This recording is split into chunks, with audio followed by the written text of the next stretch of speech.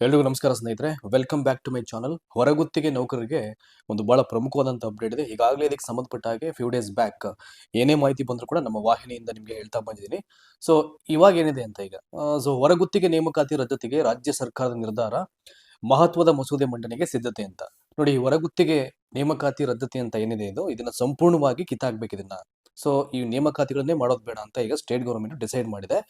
So ಇದನ್ನ ಪೂರ್ಣ ಪ್ರಮಾಣದಲ್ಲಿ ಅದನ್ನ ತಡಿಬೇಕು ಅಂತಂದ್ರೆ ಆ ಒಂದು ಮಸೂದೆಯನ್ನ ಮಂಡಿಸಬೇಕಾಗುತ್ತೆ. ಸೊ ಎಲ್ಲಿ ಮಂಡಿಸಬೇಕು ಅಂತ ಅನ್ಕೊಂಡಿದ್ದಾರೆ, ಇದು ಯಾವಾಗ ಆಗುತ್ತೆ, ಇದಕ್ಕೆ ಸಂಬಂಧಪಟ್ಟಂತ ಅಪ್ಡೇಟ್ಸ್ ಏನು, ಒಂದ್ ಕಡೆಯಿಂದ ಎಲ್ಲವನ್ನು ಹೇಳ್ತೀನಿ ನಾನು ಈಗಾಗಲೇ.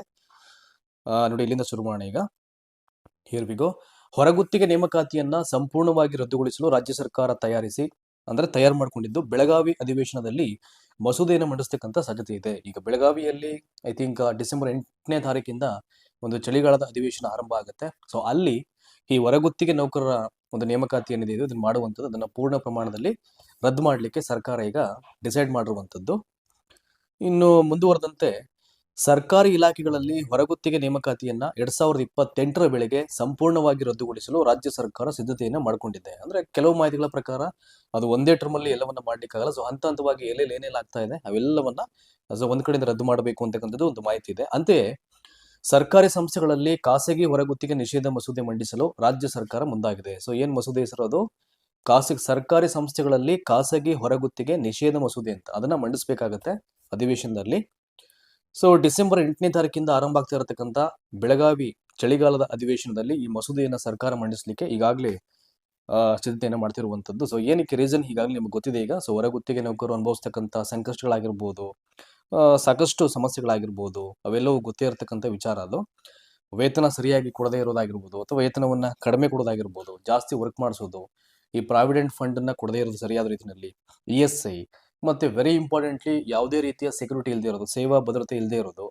ಸೊ ಜೊತೆಗೆ ಇತರ ಸವಲತ್ತುಗಳ ಪಾವತಿಯಲ್ಲಿ ವಿಳಂಬದ ಜೊತೆಗೆ ಕಡಿಮೆ ಪಾವತಿಯನ್ನ ಮಾಡೋದ್ರ ಮುಖಾಂತರವಾಗಿ ಈ ಹೊರಗುತ್ತಿಗೆ ಸಿಬ್ಬಂದಿಯನ್ನ ಪ್ರೈವೇಟ್ ಏಜೆನ್ಸೀಸ್ ಏನ್ ಮಾಡ್ತಾ ಇದೆ, ಹರಾಸ್ಮೆಂಟ್ ಮಾಡ್ತಾ ಇರುವಂತದ್ದು. ಇವೆಲ್ಲ ಕಂಪ್ಲೇಂಟ್ಸ್ ಯಾವಾಗ ಬಂತೋ ಸ್ಟೇಟ್ ಗೌರ್ಮೆಂಟ್ ವ್ಯಾಪ್ತಿಗೆ ಅಥವಾ ಸಂಬಂಧಪಟ್ಟಂತೆ ಕನ್ಸರ್ನ್ ಮಿನಿಸ್ಟರ್ಸ್ಗೆ, ಹಾಗಾಗಿ ಸರ್ಕಾರಿ ಇಲಾಖೆಗಳಲ್ಲಿ ಖಾಲಿ ಹುದ್ದೆಗಳ ಭರ್ತಿಗೆ ಬೇಡಿಕೆ ಈಗ ಹೆಚ್ಚಾಗ್ತಾ ಇದೆ. ಈ ಹಿನ್ನೆಲೆಯಲ್ಲಿ ಹೊರಗುತ್ತಿಗೆ ನೇಮಕಾತಿಯನ್ನ ರದ್ದುಗೊಳಿಸಲಿಕ್ಕೆ ಈಗ ರಾಜ್ಯ ಸರ್ಕಾರ ಈ ನಿರ್ಧಾರವನ್ನ ಕೈಗೊಂಡಿರುವಂತದ್ದು. ಸೊ ಮುಂದುವರೆದಂತೆ ಸರ್ಕಾರದಲ್ಲಿನ ಖಾಲಿ ಹುದ್ದೆಗಳನ್ನ ಭರ್ತಿ ಮಾಡುವುದು ಮತ್ತು ಖಾಸಗಿ ಏಜೆನ್ಸಿಗಳಿಂದ ಹೊರಗುತ್ತಿಗೆ ಸಿಬ್ಬಂದಿ ಮೇಲಿನ ಕಿರುಕುಳ ಹಾಗೂ ಈ ಕರಪ್ಷನ್ ಅಂತ ಅವ್ರು ಏನ್ ಮಾಡ್ತಾರೆ ಈ ಎಂಪ್ಲಾಯೀಸ್ ಮೇಲೆ, ಅದನ್ನ ಪೂರ್ಣವಾಗಿ ತೊಲಗಿಸ್ಲಿಕ್ಕೆ ಈ ಹೊರಗುತ್ತಿಗೆ ಸಿಬ್ಬಂದಿ ನೇಮಕಾತಿ ವ್ಯವಸ್ಥೆ ರದ್ದು ಮಾಡಲಿಕ್ಕೆ ನಿರ್ಧಾರ ಮಾಡಲಾಗಿದೆ ಅಂತ ಎಂದು ಕಾರ್ಮಿಕ ಇಲಾಖೆಯ ಒಬ್ರು ಸೀನಿಯರ್ ಆಫೀಸರ್ಸ್ ಕೊಟ್ಟಿರ್ತಕ್ಕಂಥ ಮಾಹಿತಿ ಇದು. ಇದಕ್ಕೆ ಸಂಬಂಧಪಟ್ಟ ಹಾಗೆ ಇವನ್ ಸಂತೋಷ್ ಲಾಡ್ ಅವರು, ಐ ಥಿಂಕ್ ಕಾರ್ಮಿಕ ಸಚಿವರು, ಅವರು ಕೂಡ ಒಂದಷ್ಟು ಹೇಳಿಕೆಯನ್ನು ಕೊಟ್ಟಿರುವಂತದ್ದು. ಅದನ್ನ ಈಗಾಗಲೇ ನಿಮ್ಗೆ ಹೇಳ್ತೀನಿ ನಾನು. ನೋಡಿ, ಇಲ್ಲಿ ಹೇಳಿದ್ರೆ ಈಗ 2022-23ರ ಬಜೆಟ್ ಅಂದಾಜಿನ ಪ್ರಕಾರ 7,69,982 ಹುದ್ದೆಗಳ ಮಂಜೂರಾತಿಯಲ್ಲಿ ನೋಡಿ ಎಷ್ಟು 7,69,982 ಹುದ್ದೆಗಳ ಮಂಜೂರಾತಿಯಲ್ಲಿ ಸುಮಾರು 43 ಸರ್ಕಾರಿ ಇಲಾಖೆಗಳಲ್ಲಿ 2,58,709 ಹುದ್ದೆಗಳು ಖಾಲಿ ಇವೆ ಅಂತ. ಸೊ ಆದ್ರೆ ಎಲ್ಲಾ ಇಲಾಖೆಗಳು ಒಟ್ಟಾಗಿ 3 ಲಕ್ಷಕ್ಕೂ ಹೆಚ್ಚು ಹೊರಗುತ್ತಿಗೆ ಸಿಬ್ಬಂದಿ ನೇಮಕ ಮಾಡ್ಕೊಂಡಿವೆ ಅಂತ. ಅಂದ್ರೆ ಒಂದು ಇಲಾಖೆ ಅಲ್ಲ, ಆಲ್ಮೋಸ್ಟ್ ವೇರಿಯಸ್ ಡಿಪಾರ್ಟ್ಮೆಂಟ್ಸ್ ಇಂದ ಈ ಕಾಂಟ್ರಾಕ್ಟ್ ಬೇಸ್ ಅಲ್ಲಿ ಔಟ್ಸೋರ್ಸ್ ನೇಮಕ ಮಾಡ್ಕೊಂಡಿರುವಂತದ್ದಲ್ಲಿ.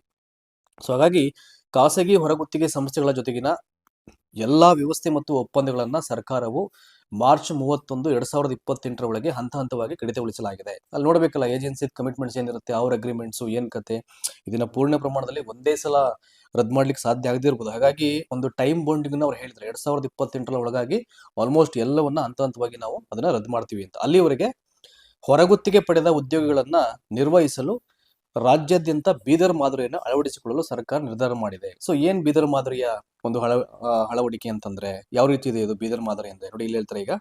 ಸೊ ಬೀದರ್ ಮಾದರಿ ಅಂದ್ರೆ ಏನು ಹಾಗಾದ್ರೆ ಅಂತ. ಈ ಮಾದರಿ ಅಡಿಯಲ್ಲಿ ಗುತ್ತಿಗೆ ನೌಕರರಿಗೆ ವೇತನ ಮತ್ತು ಇತರ ಸವಲತ್ತುಗಳನ್ನ ಜಿಲ್ಲಾಧಿಕಾರಿ ನೇತೃತ್ವದ ಸಹಕಾರಿ ಸಂಘದ ಮೂಲಕ ನೇರವಾಗಿ ವಿತರಣೆ ಮಾಡಲಾಗುತ್ತೆ. ಅಂದ್ರೆ ಅವ್ರಿಗೆ ಏನ್ ಬೆನಿಫಿಟ್ಸ್ ಇರುತ್ತೆ ಅವುಗಳನ್ನ, ವೇತನ ಆಗಿರ್ಬೋದು ಮತ್ತೆ ಬೇರೆ ಬೇರೆ ಫೆಸಿಲಿಟೀಸ್ ಆಗಿರ್ಬೋದು, ಅವುಗಳನ್ನ ಸೊ ಜಿಲ್ಲಾಧಿಕಾರಿಯ ನೇತೃತ್ವದ ಸಹಕಾರಿ ಸಂಘದ ಮೂಲಕವಾಗಿಯೇ ನೇರವಾಗಿ ಇದನ್ನ ಪ್ರೊವೈಡ್ ಮಾಡಬೇಕು ಅಂತ. ಇದರಿಂದಾಗಿ ಖಾಸಗಿ ಸಂಸ್ಥೆಗಳ ಪಾತ್ರವನ್ನ ಸಂಪೂರ್ಣವಾಗಿ ಅವಾಯ್ಡ್ ಮಾಡ್ದಂಗೆ ಆಗುತ್ತೆ, ಅಂದ್ರೆ ತೆಗೆದಾಕ್ಲಂಗೆ ಆಗುತ್ತೆ ಅಂತ. ಇನ್ನು ಮುಂದುವರೆದಂತೆ ಎಲ್ಲಾ ಇಲಾಖೆಗಳು ಕೂಡ ಹೊರಗುತ್ತಿಗೆ ಮೂಲಕ ಸಿಬ್ಬಂದಿಯನ್ನ ನೇಮಕ ಮಾಡಿದ ನಂತರದಲ್ಲಿ ಅವರ ಹೆಸರುಗಳನ್ನ ಸಂಘಕ್ಕೆ ಕಳಿಸಬೇಕು ಅಂತ. ಅಂದ್ರೆ ಯಾರ್ಯಾರು ಔಟ್ಸೋರ್ಸ್ ಅಲ್ಲಿ ಅಪಾಯಿಂಟ್ ಆಗ್ತಾರೆ ಅಥವಾ ನೇಮಕಾತಿ ಹೊಂದ್ತಾರೆ ಅವರ ನೇಮ್ಸ್ ಡೀಟೇಲ್ಸ್ ಅನ್ನ ಸಂಘಕ್ಕೆ ಕಳಿಸಬೇಕು. ಸಂಘವು ಅದಕ್ಕೆ ಪ್ರತಿಯಾಗಿ ಈ ಹೆಸರನ್ನ ನೋಂದಾಯಿಸಿದ್ರೆ ರಿಜಿಸ್ಟ್ರೇಷನ್ ಮಾಡಿಸುವಂತದ್ದು ಅಂತ. ಮತ್ತು ಸಮಯಕ್ಕೆ ಸರಿಯಾಗಿ PSI ಆಗಿರ್ಬೋದು, ESI ಆಗಿರ್ಬೋದು, ಮತ್ತೆ ಸಂಬಳ ಆಗಿರ್ಬೋದು, ಅವೆಲ್ಲವನ್ನ ಬಿಡುಗಡೆ ಮಾಡಲಿಕ್ಕೆ ಅವರಿಗೆ ಅನುಕೂಲ ಆಗುತ್ತೆ. ಸೊ ಇದು ಬೀದರ್ ಜಿಲ್ಲಾ ಕಾರ್ಮಿಕ ಸೇವೆಗಳ ಬಹುಪಯೋಗಿ ಸಹಕಾರಿ ಸಂಘದ ಕಾರ್ಯದರ್ಶಿ ಅರ್ಜುನ್ ಸೀತಲ್ ಗೇರ್ ಅವರು ಕೊಟ್ಟಿರ್ತಕ್ಕಂಥ ಮಾಹಿತಿ. ಸೊ ಆ ಮಾದರಿಯಲ್ಲಿ ಇದು ಮಾಡಬೇಕು ಅಂತ. ಇನ್ನು ಮುಂದುವರೆದಂತೆ ಇನ್ನೂ ಹಲವು ವಿಷಯಗಳಿದೆ ಇದಕ್ಕೆ ಸಂಬಂಧಪಟ್ಟ ಹಾಗೆ. ನೋಡಿ, ಇಲ್ಲಿ ಈ ವ್ಯವಸ್ಥೆಯಿಂದ ಹೊರಗುತ್ತಿಗೆ ಸಿಬ್ಬಂದಿಯನ್ನ ಏಜೆನ್ಸಿಗಳ ಮುಖಾಂತರವಾಗಿ ಕಿರುಕುಳ ಮತ್ತು ಶೋಷಣೆಯಿಂದ ರಕ್ಷಣೆ ಮಾಡಲಿಕ್ಕೆ ಸಾಧ್ಯ ಆಗುತ್ತೆ. ಅಂದ್ರೆ ಜಿಲ್ಲಾಧಿಕಾರಿಯ ಹ್ಯಾಂಡ್ ಓವರ್ಲಿ ಇದನ್ನ ಮಾಡ್ತು ಅಂತಂದ್ರೆ, ಸಾಮಾನ್ಯವಾಗಿ ಹೊರಗುತ್ತಿಗೆ ಸಿಬ್ಬಂದಿಗಳಿಗೆ ಏಜೆನ್ಸಿಗಳು ಕನಿಷ್ಠ ವೇತನಕ್ಕಿಂತ ಕಡಿಮೆ ಸಂಬಳವನ್ನು ಕೊಡುವಂಥದ್ದು. ಆಮೇಲೆ ಸೇರ್ಕೊಳ್ಬೇಕು ಅಂದ್ರೆ ಒಂದಷ್ಟು ಕರಪ್ಷನ್ ಮಾಡ್ತಾರೆ, ಲಂಚವನ್ನು ಕೇಳುವಂಥದ್ದು, ಡಿಮಾಂಡ್ ಮಾಡುವಂಥದ್ದು, ಇದೆಲ್ಲ ಇದ್ದಿರುತ್ತೆ ಅವರಿಗೆ. ಹಾಗಾಗಿ ಸೊ PF ಮತ್ತು ESI ಪಾವತಿಯನ್ನ ವಿಳಂಬ ಮಾಡುವಂಥದ್ದು, ಅಂದ್ರೆ ಇದಷ್ಟೇ ಅಲ್ಲ, ಇದಕ್ಕೂ ಮೀರಿದಂತ ಹಲವಾರು ಕಂಪ್ಲೇಂಟ್ಸ್ ಏಜೆನ್ಸಿಗಳ ಮೇಲೆ ಇರುವಂಥದ್ದು. ಈಗ ಸದ್ಯಕ್ಕೆ ಸುಮಾರು 3,000 ಹೊರಗುತ್ತಿಗೆ ಸಿಬ್ಬಂದಿಯು ಸೊಸೈಟಿಯಲ್ಲಿ ನೋಂದಾಯಿಸಿಕೊಂಡಿದ್ದಾರೆ ಅಂತ. ಅಂದ್ರೆ ಸಹಕಾರಿ ಸಂಘಗಳಲ್ಲಿ ನಾವು ಎಲ್ಲಾ ಸಿಬ್ಬಂದಿಯ PF ಮತ್ತು ESI ಪಾವತಿಯನ್ನು ಪ್ರತಿ ತಿಂಗಳು 15ನೇ ತಾರೀಕಿನೊಳಗೆ ಪಾವತಿ ಮಾಡ್ತಾ ಇದ್ದೇವೆ.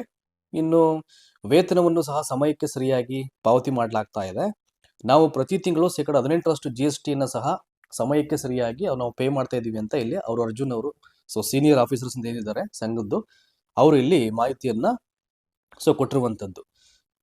ಹಾಗಾಗಿ ಈ ಬೀದರ್ ಮಾದರಿಯನ್ನ ಅಳವಡಿಸಿಕೊಳ್ಳತಕ್ಕಂಥ ಮುಖಾಂತರವಾಗಿ ಈ ಉದ್ಯೋಗಿಗಳ ಹಿತಾಸಕ್ತಿಯನ್ನ ರಕ್ಷಣೆ ಮಾಡಲಿಕ್ಕೆ ಸಾಧ್ಯ ಆಗುತ್ತೆ. ಅದಷ್ಟೇ ಅಲ್ಲದೆ ಸರ್ಕಾರಕ್ಕೆ ತನ್ನ ಹೊರಗುತ್ತಿಗೆ ಕಾರ್ಯಪಡೆಯ ನಿಖರ ಮತ್ತು ಪಾರದರ್ಶಕವಾದ ಡೇಟಾವನ್ನ, ಅಂದ್ರೆ ಎಲ್ಲವನ್ನ ಅವರು ಯಾವಾಗ ಡೇಟ್ ಆಫ್ ಜಾಯಿನ್, ಅವ್ರು ಹೋಗ್ತಾ ಇರ್ತಕ್ಕಂಥ ಒಂದು ಡೀಟೇಲ್ಸ್ ಆಗಿರ್ಬೋದು, ಅಮೌಂಟ್ ಆಗಿರ್ಬೋದು, ಸ್ಪೆಸಿಲಿಟೀಸ್ ಆಗಿರ್ಬೋದು, ಎಲ್ಲಾ ರೀತಿಯ ವಿವರಗಳು ಸಕಾಲಕ್ಕೆ ಸಿಗುತ್ತೆ. ಅವ್ರಿಗಾಗಿರ್ತಕ್ಕಂಥ ಎಕ್ಸ್ಪೀರಿಯನ್ಸು, ಇವೆಲ್ಲವನ್ನ ಜೆನ್ಯೂನ್ ಆಗಿ ಆ ಡೇಟಾವನ್ನ ಪ್ರೊವೈಡ್ ಮಾಡಲಿಕ್ಕೆ ಆ ಎಂಪ್ಲಾಯ್ಗೆ ಸಂಬಂಧಪಟ್ಟಾಗೆ ಸಾಧ್ಯ ಆಗುತ್ತೆ. ಸೊ ಇಲ್ಲಿ ಹೇಳ್ತಾರೆ ನೋಡಿ, ಈಗ ಸದ್ಯ ರಾಜ್ಯಾದ್ಯಂತ ಸರ್ಕಾರಿ ಇಲಾಖೆಗಳಲ್ಲಿ ಎಷ್ಟು ಹೊರಗುತ್ತಿಗೆ ನೌಕರರು ಕೆಲಸ ಮಾಡ್ತಾ ಇದ್ದಾರೆ ಎಂಬುದರ ಕುರಿತು ನಮ್ಮಲ್ಲಿ ಯಾವುದೇ ಡೇಟಾ ಇಲ್ಲ. ಅಂದ್ರೆ ಯಾಕಂದ್ರೆ ರಿಜಿಸ್ಟ್ರೇಷನ್ ಆಗ್ಬೇಕಲ್ಲ, ಅದು ಅಥೆಂಟಿಕ್ ಆಗಿ ರಿಜಿಸ್ಟ್ರೇಷನ್ ಆಯ್ತು ಅಂದ್ರೆ ಒಂದು ನಂಬರ್ ಸಿಗುತ್ತೆ. ಖಾಸಗಿ ಸಂಸ್ಥೆಗಳು ಒದಗಿಸಿದ ಸಂಖ್ಯೆಗಳನ್ನು ಪರಿಶೀಲಿಸಲು ಯಾವುದೇ ವ್ಯವಸ್ಥೆ ಇಲ್ಲ. ಹಾಗೆ ಬೀದರ್ ಮಾದರಿಯು ಈ ಎಲ್ಲದಕ್ಕೂ ಪರಿಹಾರ ನೀಡಲಿದೆ ಎಂದು ETV ಭಾರತ್ಗೆ ಕಾರ್ಮಿಕ ಸಚಿವ ಸಂತೋಷ್ ಲಾಡ್ ಅವರು ಪ್ರತಿಕ್ರಿಯೆಯನ್ನು ನೀಡಿದ್ದಾರೆ. ಸೊ ಇಷ್ಟರ ಮಟ್ಟಿಗೆ ಇದಕ್ಕೆ ಸಂಬಂಧಪಟ್ಟಂತ ಅಪ್ಡೇಟ್ಸ್ ಬರ್ತಾ ಇದೆ ಅಂತಂದ್ರೆ, ಸೊ ಚಳಿಗಾಲದ ಅಧಿವೇಶನ ಏನು ಸ್ಟಾರ್ಟ್ ಆಗುತ್ತೆ ಈಗ ಬೆಳಗಾವಿಯಲ್ಲಿ ಡಿಸೆಂಬರ್ 8ನೇ ತಾರೀಕಿಂದ, ಸೊ ಅಲ್ಲಿ ಈ ಮಸೂದೆಯನ್ನ ಮಂಡಿಸ್ತೀವಿ ಅಂತ ಹೇಳಿದ್ದಾರೆ. ಸೊ ಯಾವುದೇ ಅಪ್ಡೇಟ್ಸ್ಗಾಗಿ ದಯಮಾಡಿ ನಮ್ಮ ವಾಹಿನಿನ ಸಬ್ಸ್ಕ್ರೈಬ್ ಮಾಡಿ. ನಮ್ಮ ಕಂಟೆಂಟ್ ನಿಮ್ಗೆ ಇಷ್ಟ ಆದರೆ ಎಲ್ಲರಿಗೂ ಶೇರ್ ಮಾಡಿ.